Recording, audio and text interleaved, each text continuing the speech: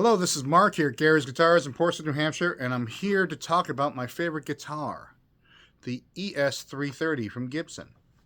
So, I guess I'm making a series of videos about my favorite things. Last week I did a series, episode about my favorite guitar amp, my favorite bass amp, which is the Ampeg B15N. And then I did a video a few weeks ago about my favorite guitar amp, which is a Citation by Excelsior, a Sano-made, Fender Deluxe kind of thing, and that I've had most of my life. And now we're going to talk about the 330. So, if things are your favorite thing, you should know a bit about them. So hopefully I'll be able to enlighten you on what a 330 is, and the differences. The big thing is, what's the difference between a 330 and 335? 335 is the same look, and it's a lot more popular guitar. So, we'll talk about that first, to talk about this guitar through that comparison. The 335 has a piece of wood down the middle, kind of like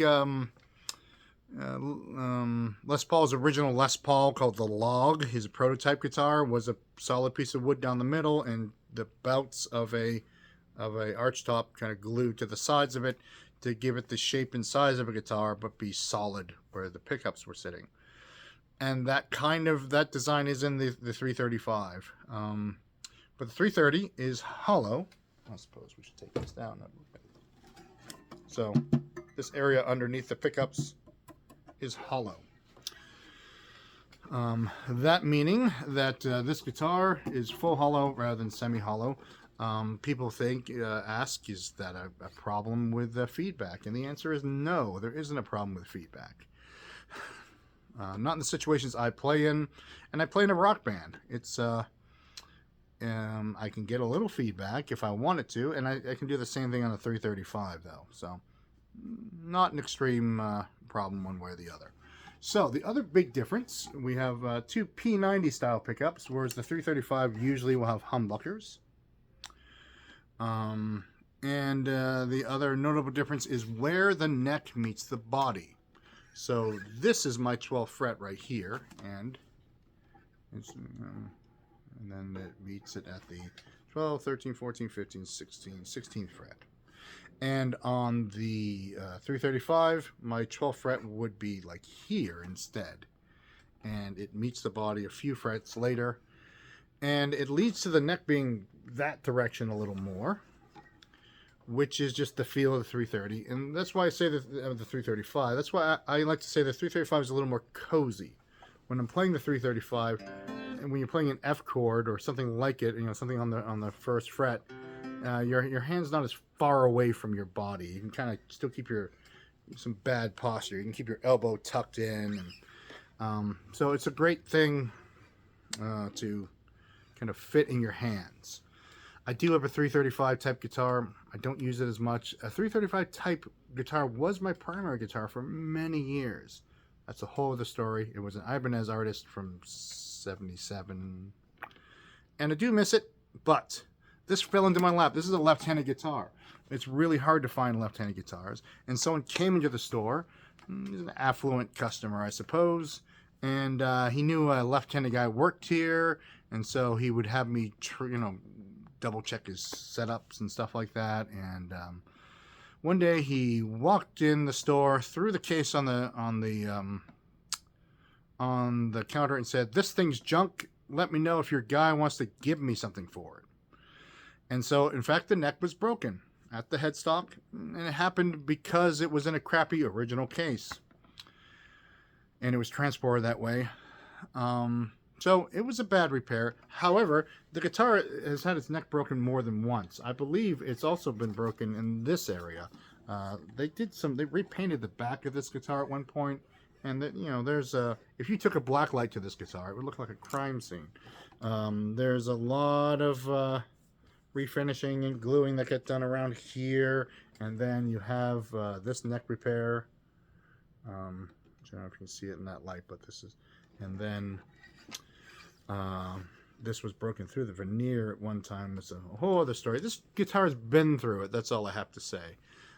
But it makes it very affordable, and I managed to buy it from him for scrap value and fix it up. And then I had a 1965 Gibson 330.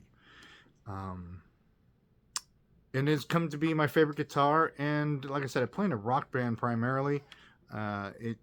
Despite the fact that they're P90s and not humbuckers, despite the fact that it's fully hollow, it's a rocking guitar. I think the comparison of that is the Epiphone version of the 330 is the Epiphone Casino, famously rocked by John Lennon, and George Harrison had one too. So the 330 is a Beatle-esque guitar. Even though they had the Epiphone versions, they were made in the same factory at that time. And that's the kind of rocking you can do. It's a big sound, and it's a beautiful sound. The other thing I'll say about this guitar, it's old. It's been beat up a little bit, so it's still kind of valuable, despite the fact it's had its neck broken twice. But I take it to the gigs, even the low-paying gigs and the dangerous gigs. It's my primary gigging electric guitar lately. And you have to have something that, if you have a great guitar that you love to play on stage, the idea of like, oh, I don't take this guitar out because it's worth too much, or I'm worried about what's going to happen to it because it's fragile or it's vintage. That's unfortunate, because you have to be playing a guitar that sounds great, looks great. I have other guitars that are also valuable that I don't take out because I can't lean on them as much, and not literally like I'm doing right now. But I know this guitar can dish out in a variety of situations, ballads and rockers and what have you. So, in the Let It Be movie, the Get Back version of Let It Be, John Lennon said to Paul McCartney once, "I'm leaving my favorite guitar here, so you know I'm coming back." And it was the Casino, essentially this guitar. So, what else should I tell you about the 330? Like I said, the Casino is like one. I have tried the new Epiphone Casino version of this, and it is fine. It's good. The 335 style guitar that I have right now is an Epiphone. It's not my 330 style is the Korean-made Epiphone. Those are also fine. This guitar is 10% better, but if you don't get to play a 1965 Gibson, then you probably won't even notice that 10%. It's a great guitar. It's a little under, what's the word for it? The 335 has overshadowed it quite a bit. Other Gibsons like the 125, the thin body one, and stuff like that are really similar, just without the cutaways and with one pickup sometimes. And those are also a great value still. You can get them they used to be cheap. We actually sold them here cheaply, and now all of a sudden. But they're still underpriced at $2,000. So I would recommend checking those out as well. So thanks for watching this installment of My Favorite Things. Thanks for saying hello to my 330. You can hear it on recordings by my band Elroy. You can come see me play this summer all around the coast of Maine and New Hampshire, play on this thing. And thanks for watching. Watch all the videos here on YouTube, and we'll see you soon.